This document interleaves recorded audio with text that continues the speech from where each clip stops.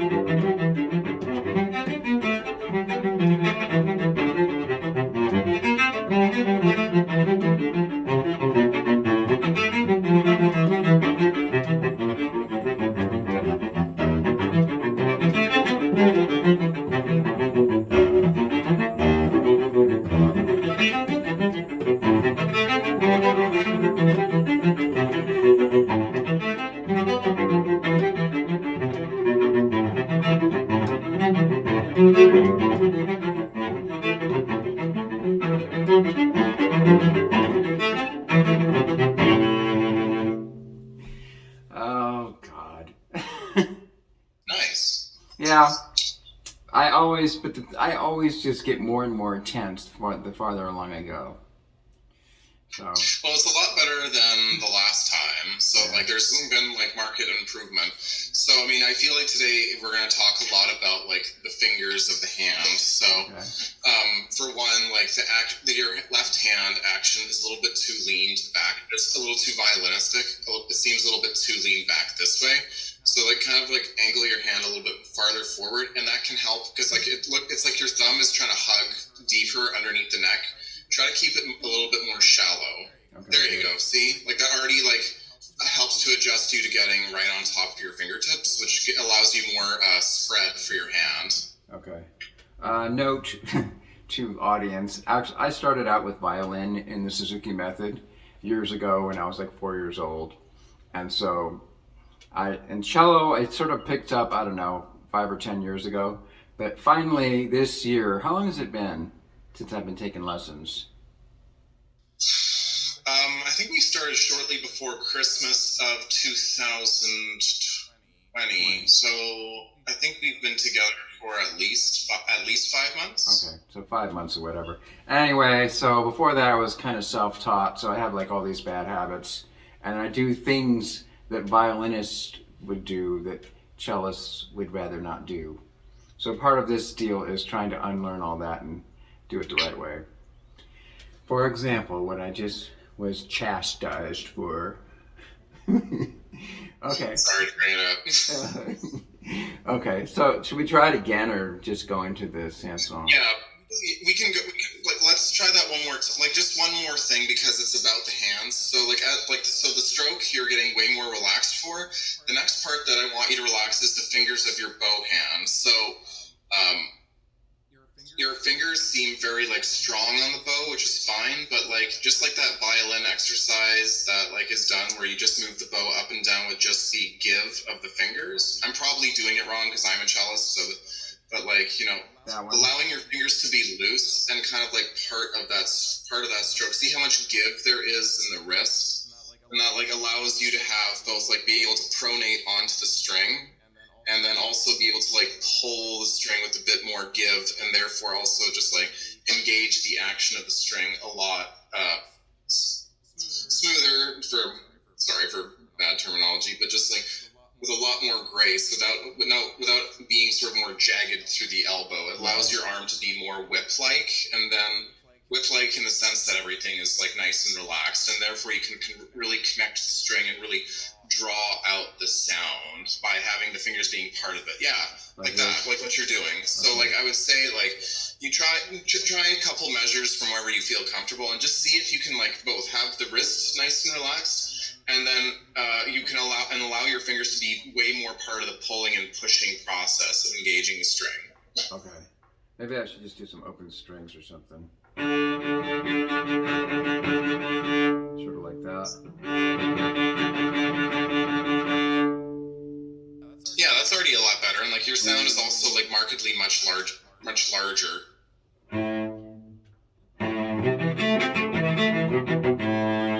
How is that?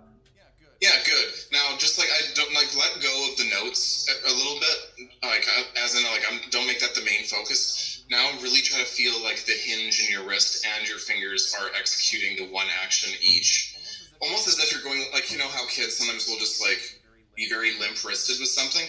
It's almost like that. Granted, your hand will have a bit more shape to it. Just allow your hand to be like very loose that way, and then your fingers will also allow you to feel like very relaxed and activated. Okay, and also my shoulders are always stiff, so let's. Here we go. Oh fuck. Okay, sorry. That's okay. Take two. Darn it. Yeah, that's already a lot better. Do you feel it? Yeah, what I'm trying to do, especially in the beginning, is I'm trying to really get a big resonant sound on the bass notes. Right. Use the larger part of your elbow and shoulder to like go. Okay, let's see if we can do it. Good.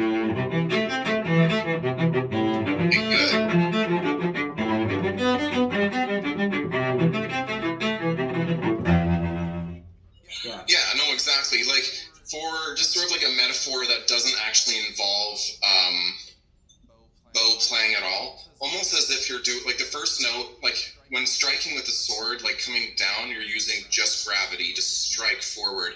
And so this is what I learned from TBSI, the early music festival I told you about earlier this year. So like the strong beat is always the down strike, and then the next powerful strike is the one that goes across your chest, down, off. And so like think about the bow like that, like as if it's a sword strike. You don't put a lot of force in it because then the blade won't swing naturally and heavily. So now allow your arm to kind of like be in that sweeping gesture, because you're grabbing the string and it's all relaxed, but then you get tense and press the string down. Draw the string with the natural arm and flow and weight of your arm. So like sort of pulling it out, right? Yeah, exactly. Just like a nice long swing. Okay, let's see here. Right. Yeah, like that. Good. Now try to do it with so you're not going to have that much bow to use for the first note. So capture that, but now only use like the lower half of like ba da da dee. But don't capture it too strong at the beginning. Just like go. Yeah.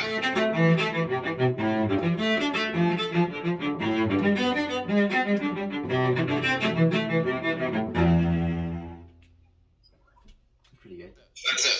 No, that's it. And so like now your string crossings are much cleaner. Not that they weren't clean in the first initial run through, but now that your wrist and your fingers are all being part of it, now you have way more room to be relaxed and allow your arm to like flow naturally up and then come back down. Right, and it feels way better. I know the feeling. If I get myself right in the right groove, on about the fourth or fifth take, I can play the beginning of this really well. Well, I mean, it sounds good. Just like the temptation is always to like grab the string and then press it down, but like it's unfortunately that is counterintuitive, because then that just puts more and more muscle through the arm, which brings us eventually upwards. So like we want to just capture the string and let it go, and then let the natural part of our elbow and wrist carry us up and then carry us down. Right. And And there should be like an ebb and flow kind of throughout this whole piece. Yeah, because like the entire etude, if you think about it, like is built on these like pyramid figures. So like there's kind of like these little, like, you know, they're built on triads. So like there are these little pyramids that go up and come back down, or like, you know, not to think too angular about it, there are these waves and kind of going up and then coming back down. Right. And each one having the elbow and the arm being all part of each string crossing and also connecting to the string, and not just throwing one's wrist up and kind of hoping for that. Yeah. Like all one unit, all one sweeping gesture going up and then all one gesture coming down. Right. So therefore the sword strike going upwards and then coming downwards again. And then somewhere in there I'm supposed to breathe. Yeah. So like, okay, so like, and okay, so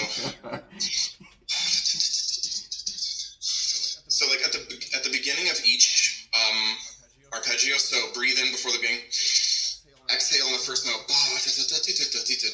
and then inhale on the next one.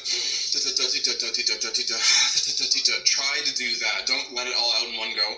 Bring it in, and then slowly release the breath over each figure. And you should be able to get to like the beginning of each arpeggio passage comfortably with breath. Not feel like you're holding your breath until then to the next one like a video game. So now just, you know, try it, see what happens. Maybe you need to breathe much sooner, but ideally in my head I feel like, yeah, if you kind of like let inhale and exhale on alternating like arpeggio bases, you'll be fine. That could work.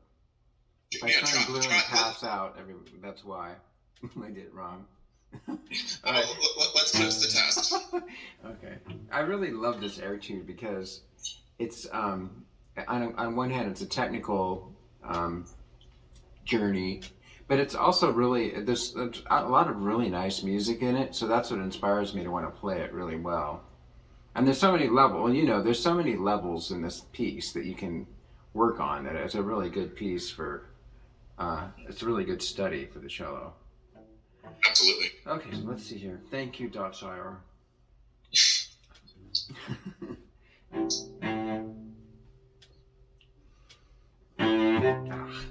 I whacked it.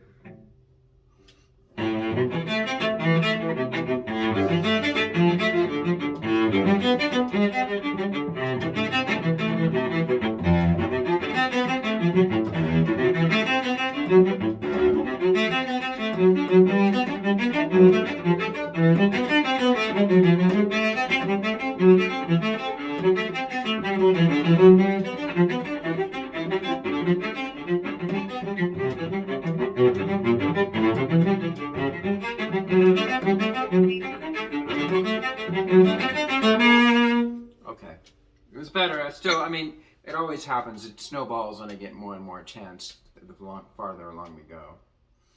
Like it starts to happen when you kind of like, you're not like on for the bass notes, you're doing better from starting from the string, but you still sometimes when you get down there, you kind of come from above to engage, come from on the string and then engage. Right, and then explain it, because what happens is, I mean, the first ones are nice, but then they start to become more womphy and more like, I don't know, they sound more like cardboard the farther along I go.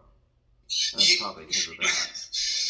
Like, okay, so like, it feels like every note is like, when you first play, the notes feel like this, where there's like a line going upwards between each of them. So like right now, when you get closer to the end, when you start to feel more tension, then I start to feel like your strike of the bow is going very up and down. Right. So think more side to side. Right. Because I fall like, right back into bad Like habits. literally like a fencing sword. Like think of it more like swish. Yeah. The other thing about this piece is it's merciless because it's a perpetual motion, so you never get time to stop for a second. You're just constantly on that. You jump on the railroad train and then off you go. All right, here we go.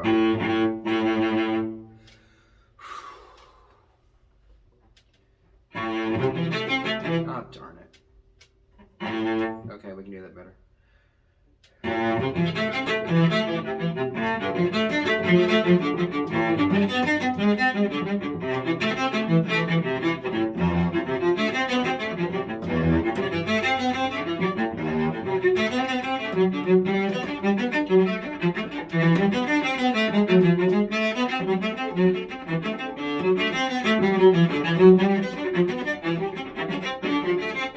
See right there, I mean, it's hard when I hit that piano.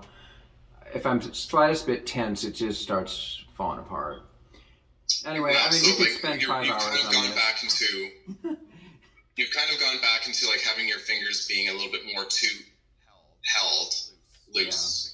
Like they're gonna. It's important. Have form, but don't hold it. There's two different. There are two different things. Yeah, I think the problem is, I mean, what I need to do now is I need to just go back and practice it really slow. You know, then Yeah. rather than try to power through it and, you know, just making it all happen. Yeah, I mean, what I would strongly suggest is like to take it. Yeah, as you said, take it slow and like instead of playing them as dots, play them all as legato. Like almost go for a super romantic sound minus the vibrato. No vibrato. Like that, or even more legato. Like even slower, like da da da da. Like I know that's painfully slow, but that's how we learn.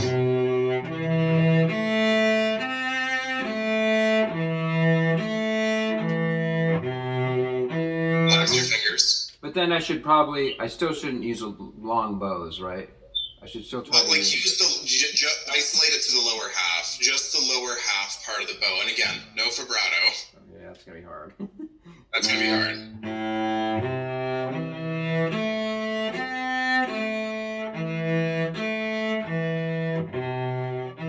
Yeah, there we go.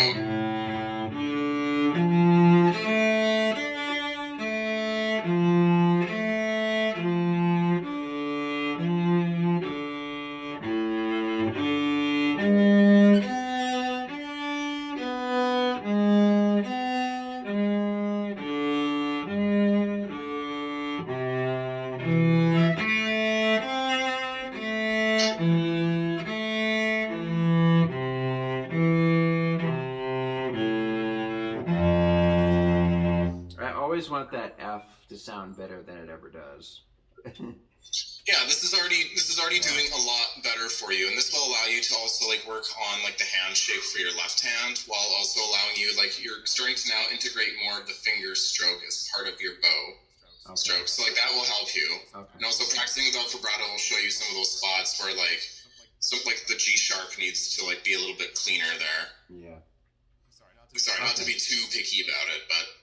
Well, this piece, you can just keep diving deeper and deeper and deeper into it. But that's what makes it fun. Because it's worth it. It's got enough music in it that it's worth it to keep making it better and better. Okay, well, maybe we should advance to the Swan. Okay. So now we're going to do Camille Saint-Saëns' The Swan, which is like one of the top 10, maybe even the top 3 cello pieces where everybody just associates this with the cello. So this is from Carnival of the Animals, and it's an orchestral piece where Saint-Saëns writes all kinds of different little mini pieces. It's almost like a suite, or is it a suite? It might be a suite. To be honest, I don't know what this would be classified as. I mean, I know that it's chamber music. I don't know if it's a suite. I actually don't know the actual classification of it, but it's a series of character pieces that each instrument represents an iconic animal that kind of represents its voice or gesture, essence, whatever. But it's basically they're character pieces that are all put together with a program. Right. And surprisingly, Camille Saint-Saëns decided to depict a swan as a cello, which is a little bit unexpected, actually, I would think. But well, I mean, the Swan song is kind of like associated with death, and like it seems the cello always plays in an opera solo before someone gets offed. So okay, I never thought. Might be a little musical irony on his part, but like I don't know. Okay. It'd be interesting to look into the history of that to see if he like was kind of like referencing the Swan song with the cello being kind of like somewhat a double entendre there. Yeah, interesting. It's probably not. I'm just making fun of it, but like, okay, it'd be hilarious if that all along the Swan was meant as an cello irony. So what happens is the orchestra, or if you do it with, you can also play it with cello and piano. The orchestra and or piano play some arpeggios for the first bar, which depict the beautiful undulating waves on the pond, and then the swan comes in. So we have to imagine the orchestra. The orchestra's playing right now.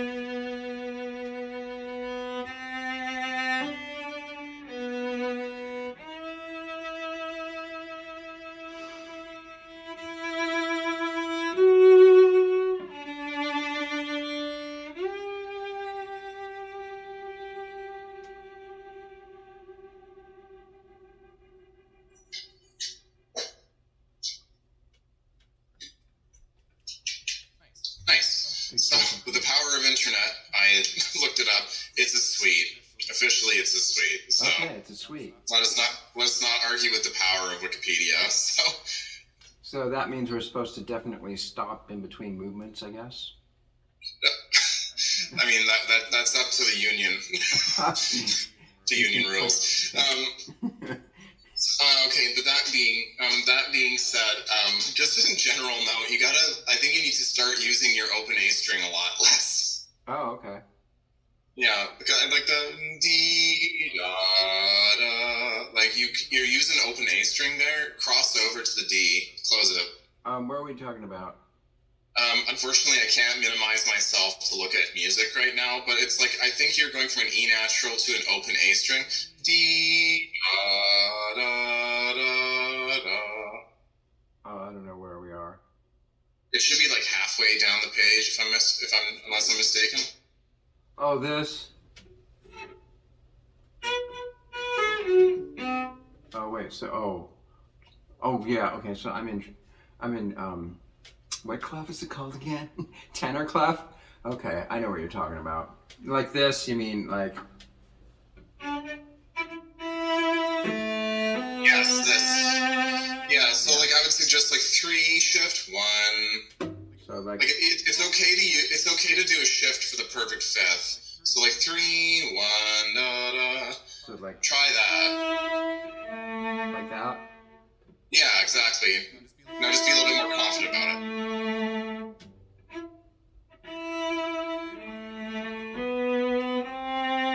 Like that. But now I'm stuck on the D string though. Sounds nice. Oh, it does? Okay. Yeah, I mean I mean, like you. I mean, I don't see anything wrong with necessarily going there. I mean, like you might have to go with the bow towards the bridge a little bit more, not to press, but just to kind of like use a little less bow, but keep the strings singing. Okay, well, and hopefully your pianist will not drown you out at that point, but they probably won't. They'll be nice. They better not. Yeah, and also, when you get up high, you tend to take your fingers, flatten it out, and then rotate your hand, and then you vibrato kind of like this. So, curve your thumb, bring these fingers here, bring your thumb back. Like, when you go up to the B natural, you tend to bring your hands into the higher neck position with you. You should be able to reach it without having to bring your thumb with you. Try. Okay. So what are we talking about? Are you talking about this?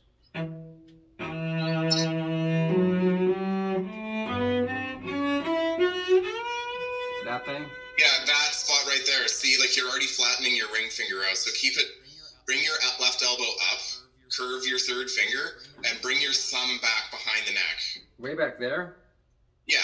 Like along the side. It doesn't have to be like behind the neck as in the fourth position. There you go. Yeah, like that. That's more comfy. You know why I'm doing that is because we've been doing all that stuff in the hide-in. So I've been forcing myself to get my thumb up. I don't want you doing that in the hide-in either. No. That's too high with the elbow. Just like bring up the elbow comes up like so.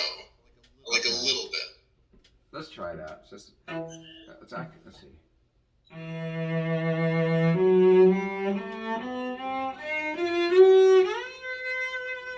Well, if I'm stuck down here, it's hard for me to vibrato.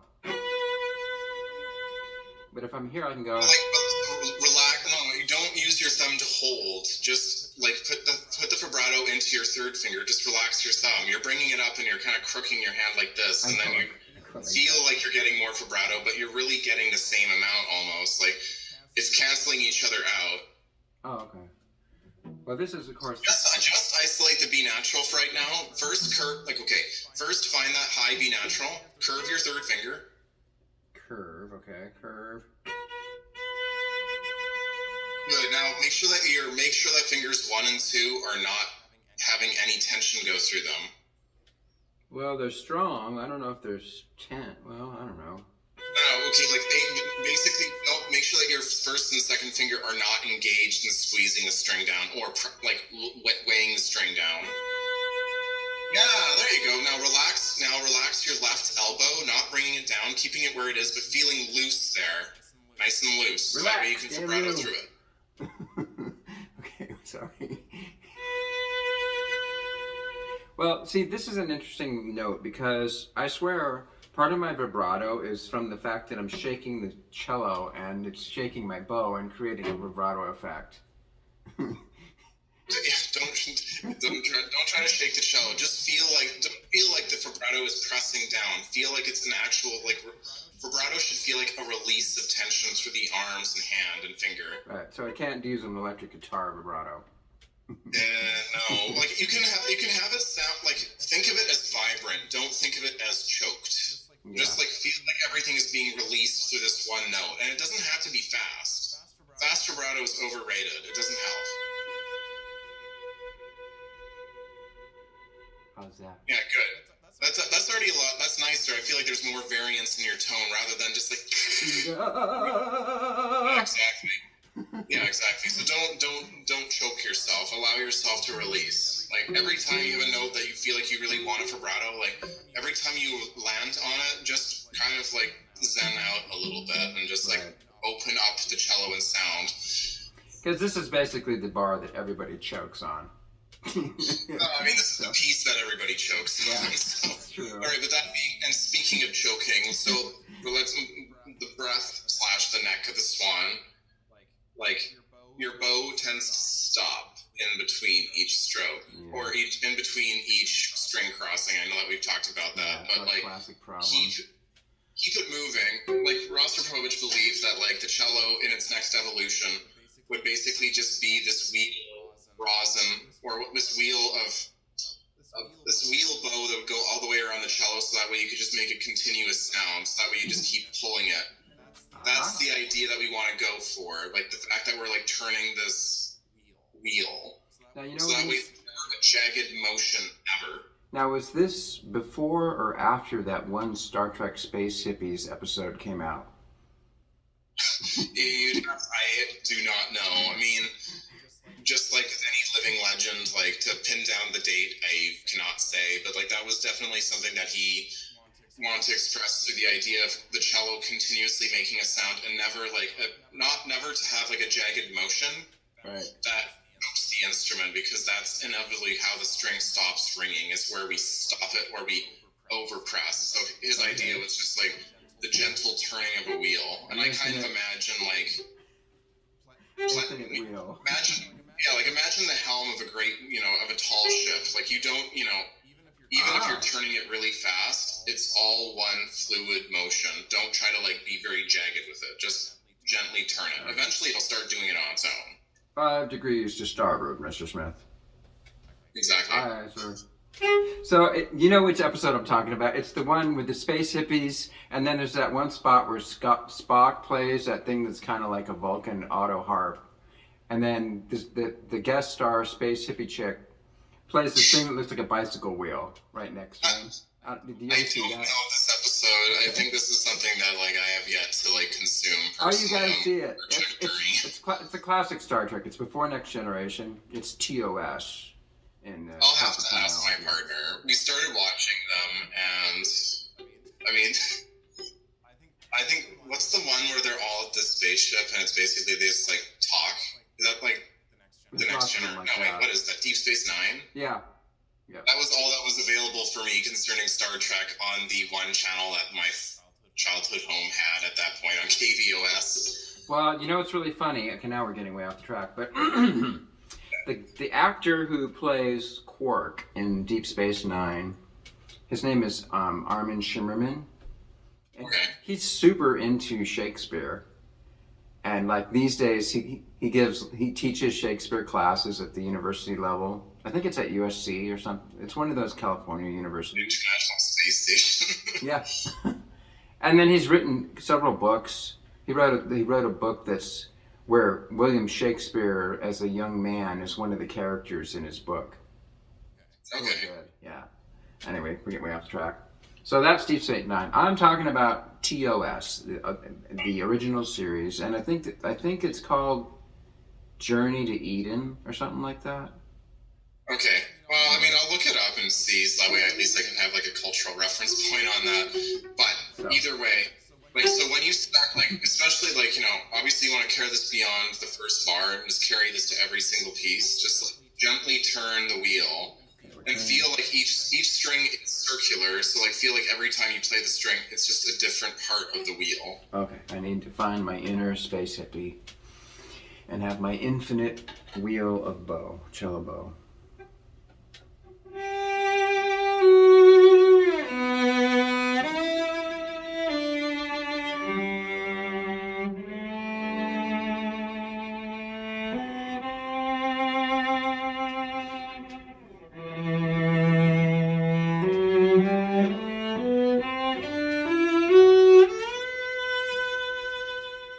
Don't do that with your left hand. We talked about this. Oh yeah, we forgot about that. Ooh, that's going to be hard to get rid of. Well, how was the rest of it? Getting better. Just like you still like the da da da da, like where you start on the A, you stop. You still stop. Don't stop. Keep it moving. That string crossing still, it's not. It's still. That part was actually fine. The string crossing thing was actually okay. Oh, Like okay. one thing that like I tell myself that like again like I'm not.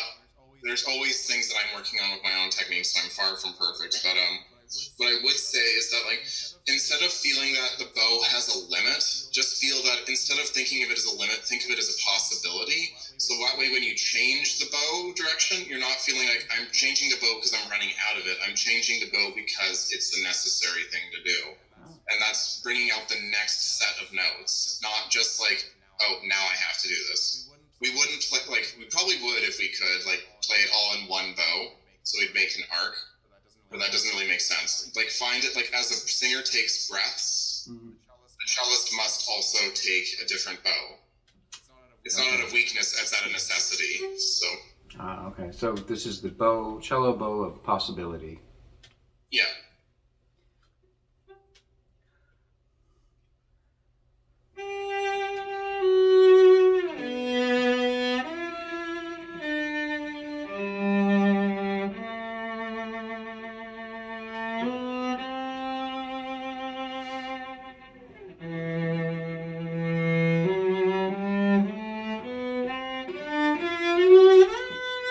Darn it. Well, I mean, I'm going to have to just I don't know how to make my thumb not do that, because by the time I get there, I'm already thinking about a whole bunch of other stuff. So I feel like you're thinking about coming up for the B natural, up with your hand as if like this, like if I like to isolate it, like you're rolling your hand for the note. Feel like you're coming up, like you. Oh, like that. Okay. You're opening your hand. My thumb's not tense. It just stays where it is. Yeah, like that. Now let your left elbow come up with your hand for that reaching. So I'm like the swan opening its wings. Exactly. Oh. And the stopping between your bow strokes was getting better. Now the next thing to build on top of that is the surge. You kind of have multiple bow speeds in each bow stroke. You are having multiple bow speeds, and it kind of just feels like it looks like, here's like my slow bow section, here's my faster part, here's my slower part, and it's a little bit chaotic. Yeah. I'd say try to have less variance in it. I know you're trying to make it have direction, right, but I know that you have this part memorized. Try playing this without looking at the music and just exclusively watching your bow and seeing watching it to make sure that it has one consistent stroke, a more consistent stroke, not suddenly slow, fast, Okay, here we go. And then that'll actually free me up, and I'll move my whole body, and everything will be better.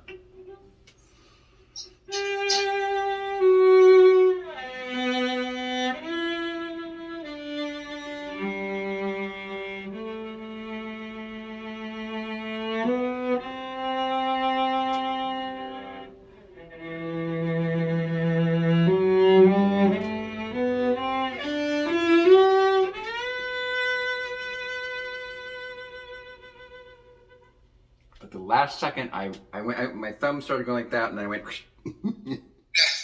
Yeah, I mean, it'll just be like, you can just isolate the shifts just to practice the hand frame from one to the next, and back and forth. So that way you practice shifting upwards, and then you also practice shifting downwards.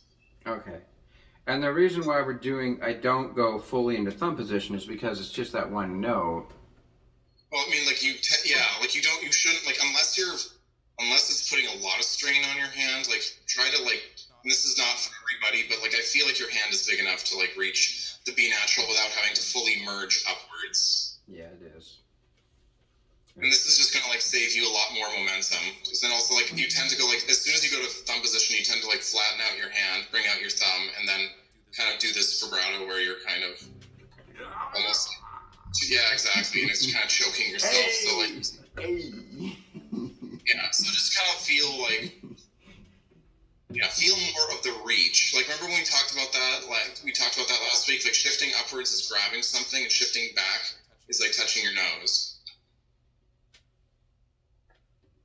Yeah, you won't miss. Okay, wait, let's try it again.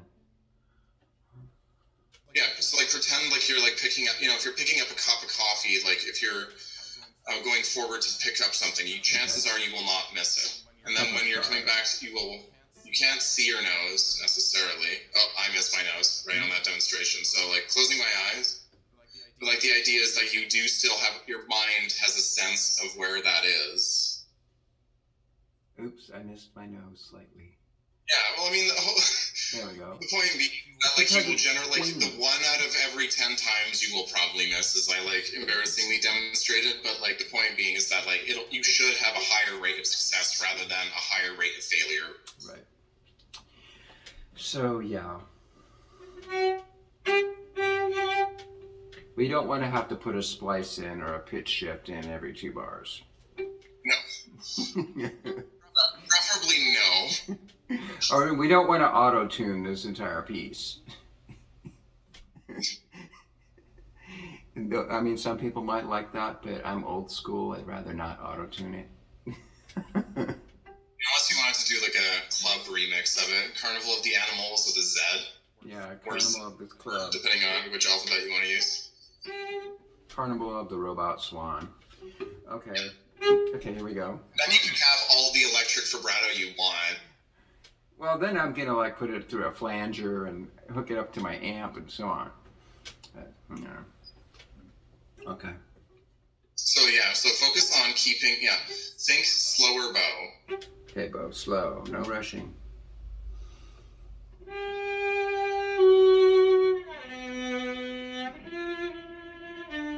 super piano.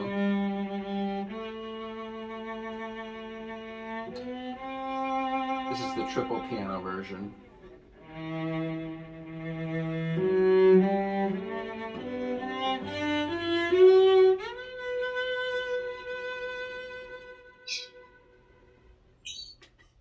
All right, good. Don't like. I feel like your bow is now crossing the strings a lot more, like going up and down this way instead of just drawing from one consistent spot. So that's bad. Not like it's not that you can't use that to great effect at some point, but like if you're trying, like right now, I'm trying to aim for consistency, so that way you have a good base of sound to develop on, and then you can start kind of adding more variances of colors and things to your palette. But for now, try to get like a consistent singing sound before you start kind of like playing around with the different options that you can get. Right, but I mean that last triple piano version would never fly in a concert hall. Like, no, is there a reason why you're trying to be quiet? Okay. So now we're gonna do the real concert version.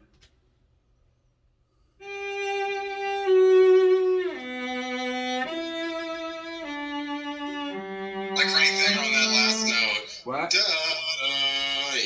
Like your bow kept on like sliding upwards more and more to the fingerboard. Oh, well. Like you're like you have this part memorized. I know you do. So like just like have your eyes glued to your bow and watch how you're using it. Okay, so our objective is to keep the bow right in this spot, right? Well, I mean, like around there. I mean, if it feels like there's too much, resistance, you can back off a bit, but it shouldn't be like that much. Okay. You kind of give up and surrender a lot of stuff when you're playing. All right.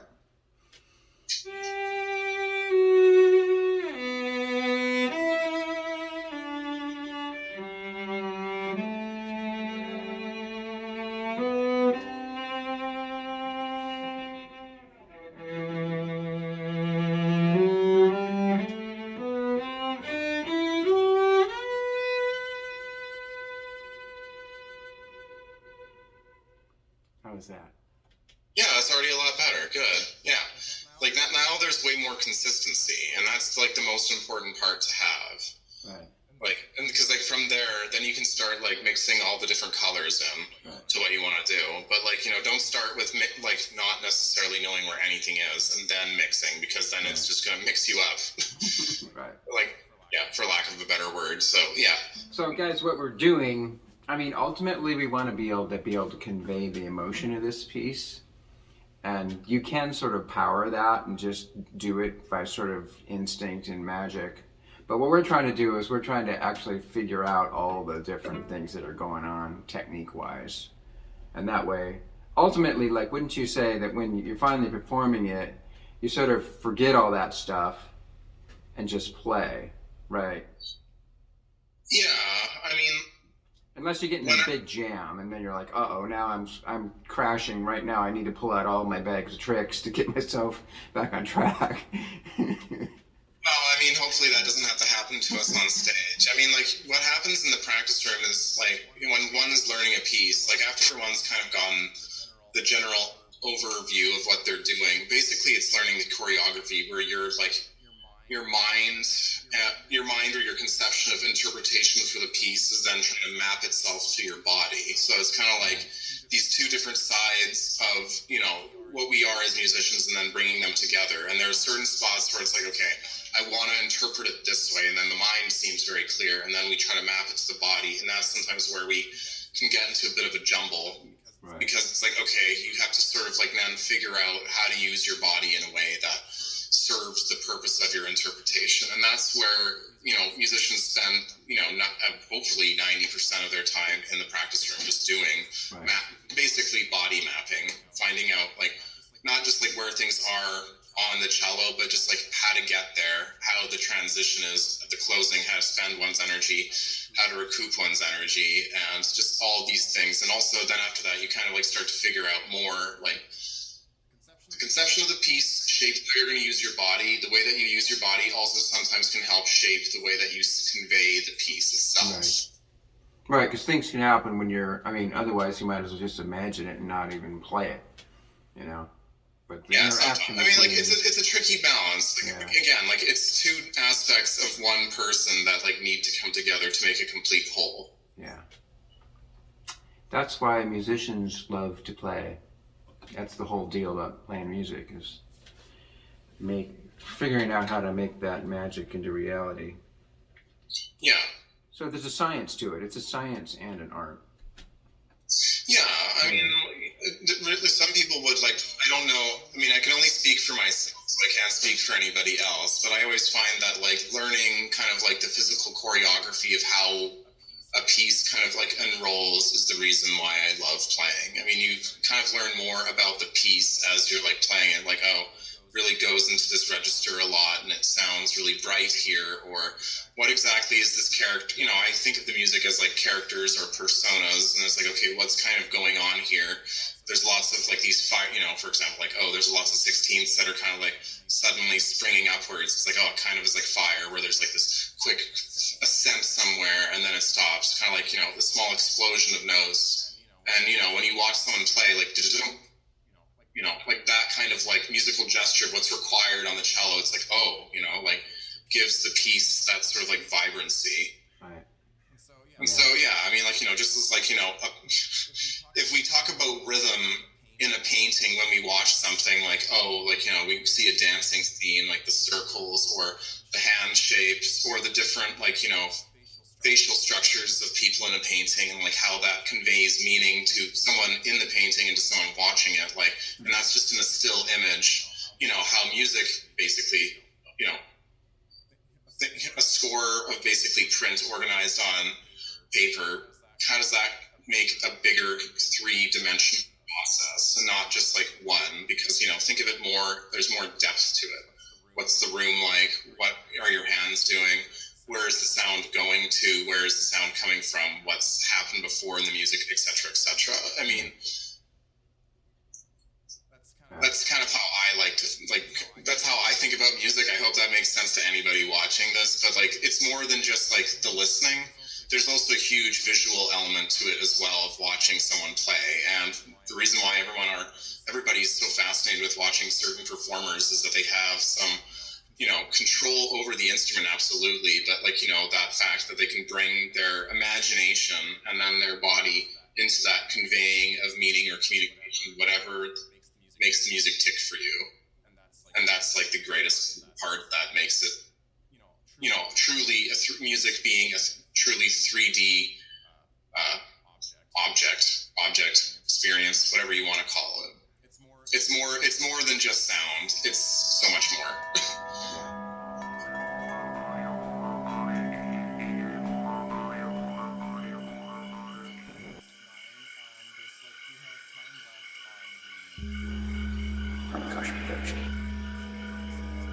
Fantastic creations emerging spontaneously from the space of life. For the benefit of all beings everywhere. We gotta